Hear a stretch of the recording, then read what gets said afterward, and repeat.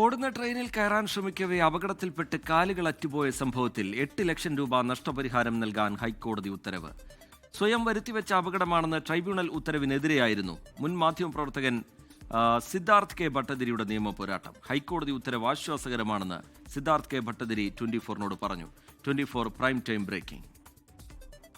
എൻ്റെ സുഹൃത്തായിട്ടുള്ള മുഹമ്മദ് ഇബ്രാഹിം എന്ന് പറഞ്ഞൊരു അഡ്വക്കേറ്റാണ് ഈ വിഷയം. എൻ്റെ സുഹൃത്ത് എന്നെ കാണാൻ വന്നപ്പോഴാണ് ഇത് ട്രൈബ്യൂണലിൻ്റെ മുമ്പിൽ പരാതിയുമായി പോയാൽ ചിലപ്പോൾ ഗുണമുണ്ടാകും എന്നുള്ള നിലയിൽ പറഞ്ഞത്.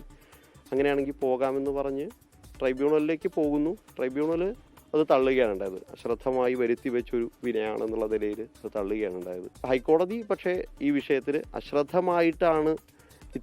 അശ്രദ്ധമായി പെരുമാറിയത് കൊണ്ടാണ് ഇത്തരമൊരു വീഴ്ച ഉണ്ടായതെങ്കിലും അത് മനഃപൂർവ്വമായി വരുത്തി വെച്ച ഒരു അശ്രദ്ധയല്ല, ഒരു ആത്മഹത്യാപരമായുള്ള അശ്രദ്ധയല്ല എന്നുള്ള വ്യാഖ്യാനം നൽകി അത്തരമൊരു പരാമർശം നടത്തിയതുകൊണ്ട് അതൊരു ആശ്വാസകരമായ വിധിയായി ഞാൻ മനസ്സിലാക്കുന്നു.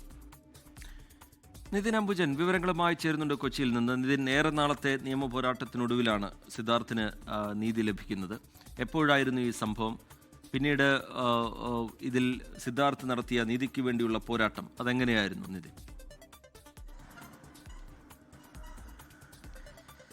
റിജിത്ത്, മാധ്യമപ്രവർത്തകർക്കിടയിൽ സുപരിചിതനാണ് സിദ്ധാർത്ഥ്. 2022 നവംബർ 19 ഡൽഹിയിലേക്കുള്ള യാത്രാമധ്യേ, ജോലി സംബന്ധമായി ഡൽഹിയിലേക്കുള്ള യാത്രാമധ്യേ ഗുജറാത്തിലെ സൂറത്തിൽ വെച്ച് സിദ്ധാർത്ഥ് സഞ്ചരിച്ച ട്രെയിനിൽ നിന്ന് സിദ്ധാർത്ഥ് റെയിൽവേ സ്റ്റേഷനിലേക്ക് പ്ലാറ്റ്ഫോമിലേക്ക് വരുന്നു. അവിടുന്ന് ഭക്ഷണം വാങ്ങി തിരിച്ച് ട്രെയിനിലേക്ക് കയറുന്നതിനിടെ ട്രെയിന് നീങ്ങി തുടങ്ങിയിരുന്നു. അങ്ങനെ ഒരു വഴുതി പിന്നീട് ട്രാക്കിനും അതോടൊപ്പം തന്നെ പ്ലാറ്റ്ഫോമിനും ട്രെയിനും ഇടയിൽ വീഴുകയായിരുന്നു. അതിനുശേഷം പിന്നീട് 2 കാലുകളും അറ്റുപോകുന്ന സ്ഥിതി ഉണ്ടായിരുന്നു. അങ്ങനെയായിരുന്നു അപകടം സംഭവിച്ചത്. സിദ്ധാർത്ഥ് സഞ്ചരിച്ച ദീർഘദൂര ട്രെയിനിൽ പാൻട്രി ഉണ്ടായിരുന്നില്ല. അതേ തുടർന്നാണ് പിന്നീട് പ്ലാറ്റ്ഫോമിൽ ഇറങ്ങി ഭക്ഷണം വാങ്ങുന്നൊരു സ്ഥിതി ഉണ്ടായത്. ഈ അപകടം സംഭവിച്ച് പിന്നീട് സിദ്ധാർത്ഥിന് 2 കാലും അറ്റുപോകുന്നൊരു സാഹചര്യമാണ് ഉണ്ടായത്. ഇതിന് പിന്നാലെയാണ് 2022 ഈ അപകടം സംഭവിക്കുന്നു. 2023 ട്രൈബ്യൂണൽ സമീപിക്കുകയാണ് ചെയ്തത്. നഷ്ടപരിഹാരം നൽകണമെന്നാവശ്യപ്പെട്ട് ട്രൈബ്യൂണൽ സമീപിച്ചു. പക്ഷേ സ്വയം വരുത്തിവെച്ച അപകടമാണെന്ന് ട്രൈബ്യൂണൽ ഉത്തരവിടുകയായിരുന്നു. ഈ ഉത്തരവിനെതിരെയാണ് ഹൈക്കോടതിയിൽ പോവുകയും പിന്നീട് അനുകൂല ഉത്തരവ് നേടുകയും ലഭിച്ചിരിക്കുന്നത്.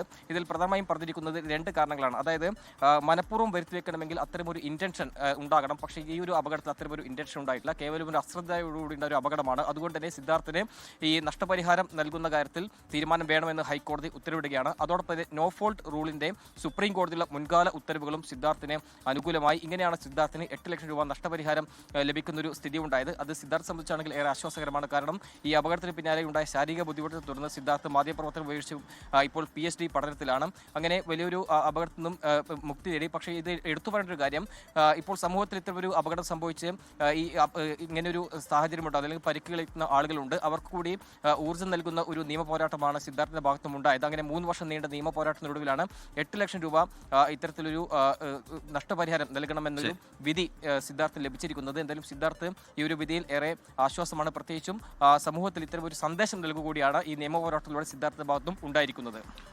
ശരി, ആശ്വാസകരമായ വിധി എന്നാണ് സിദ്ധാർത്ഥ് ഇതിനോട് പ്രതികരിക്കുന്നത്. സ്വയം വരുത്തി വെച്ച അപകടമാണ് എന്നായിരുന്നു ട്രൈബ്യൂണലിന്റെ ഉത്തരവ്. അത് ചോദ്യം ചെയ്തുകൊണ്ടാണ് സിദ്ധാർത്ഥ് ഈ നിയമ പോരാട്ടം നടത്തുന്നത്. പിന്നീട് ഇപ്പോൾ ഹൈക്കോടതിയിൽ നിന്ന് ആശ്വാസകരമായ തീരുമാനം സിദ്ധാർത്ഥിന് വരികയാണ്. ലോകത്തെവിടെയായാലും ഏത് സമയത്തും 24 വാർത്തകളും ഓഗ്മെന്റഡ് റിയാലിറ്റി പാക്കേജുകളും എക്സ്പ്ലെയിനറുകളും വിശദമായി കാണാൻ ഞങ്ങളുടെ YouTube ചാനൽ നിങ്ങൾക്ക് സബ്സ്ക്രൈബ് ചെയ്യാം.